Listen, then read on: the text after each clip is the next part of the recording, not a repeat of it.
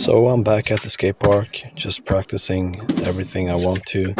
Today is basically just street and park. So a lot of ollies and flips and some grinds. Today I really wanted to do a 50-50 to 5-0, but I couldn't get the balance. So I just stuck to a 50-50. Because you need to give yourself time when you're starting up again. You don't need to rush. I do feel like I need to rush because sometimes I feel like I got my steez back and my style and everything is coming back because I'm putting in the work. But it actually takes a lot more time than 3 to 4, or I mean 2-3 weeks. So I just have to be patient. You need to rebuild your skills and gain confidence and all that. It do take a lot of time. And if you are patient and you work hard, it will definitely come. And also consistency, that's a big one. Like you can, for example, you can skate 8 hours a day and then you will burn out after a few weeks. Or you can skate maybe 1 hour a day or every other day, and you can do that for years. So you need to pick your poison. You need to do what works for you. I know what works for me, but I have a tendency to kind of jump from hobby to hobby, and that's pretty annoying. It's hard to be that kind of person, but also it will teach you a lot of different skills in life. So I'm kind of grateful as well. So I'm basically just doing a lot of tricks that I not so very good at right now, and now I'm doing a pop show it. I can't get the cash right, so when I do, I'm gonna move on to the next trick. So basically just a nice session at the park that is closest to me and my job. So if I want to go skate on a Sunday, then I can just drive for 10 minutes, and if I want to skate before or after work, I can drive for maybe 5 minutes. So it's nice. I'm lucky to have such a privilege. And when it comes to progression, I can definitely feel that I have progressed. I My ollies are popping higher and better, and my kickflips are back.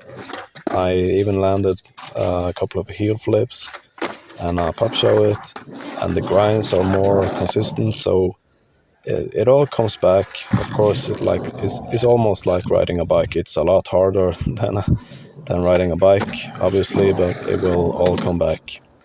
It's just like a seed in your garden, and you put some water on it, and it will grow. So right now I am watering my plants, and yeah, man, I used to do all these tricks before. I used to do them even better, but that's the way it is. You stop doing something and suddenly you're not so good anymore. So the goal is to get back to where I used to be and even better. And even started to wear a helmet because like I said in the previous video, I read that it can reduce injuries by up to 85%. That's crazy. So yeah, definitely I'm gonna wear this helmet from now on because I have a family and a daughter and a future, so I don't want any long-term injuries.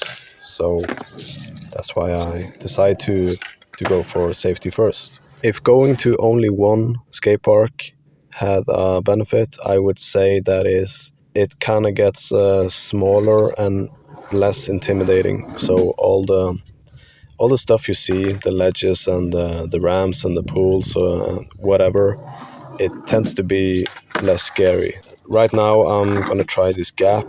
Like last time, I wouldn't even think about it. I was scared of falling between the gap. Had my foot stuck and break it or something. But it was not big at all. It was something I could do on day one if I wanted to. Really, you can do so much more than you think you can. It's all a mental thing. It's something I have, like a mental block and a fear that needs to be overcome. I thought that the second I put a helmet on my head, I would do everything, but that's not true at all. It's something you have to do gradually. You have to work your way up. But if you do have the skills to fail and bail and roll out and tuck your knee if you fall, or if you just really believe you can do it, you can do it. It's like I say, it's a mental block, and it's all about having the skill. If you do have the skill, you can do it. It's all that's stopping you is the fear. So you need to have balls to succeed in skateboarding. In other words, if when you see all those guys in X Games, they are psychos, they are fearless, they are lions, you know.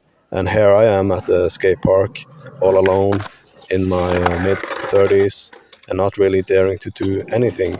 But I want that nice and steady progression. I want to be able to go to work every day and not be injured. So I tend to take things lightly and hoping that it will come in time. I'm sure it will.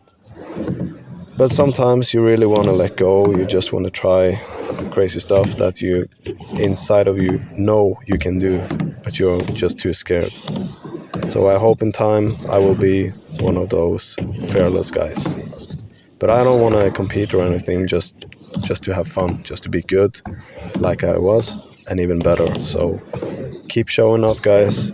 Go to your favorite skate park, go to different skate parks, and every spot that you can think of where you feel comfy and where you have fun.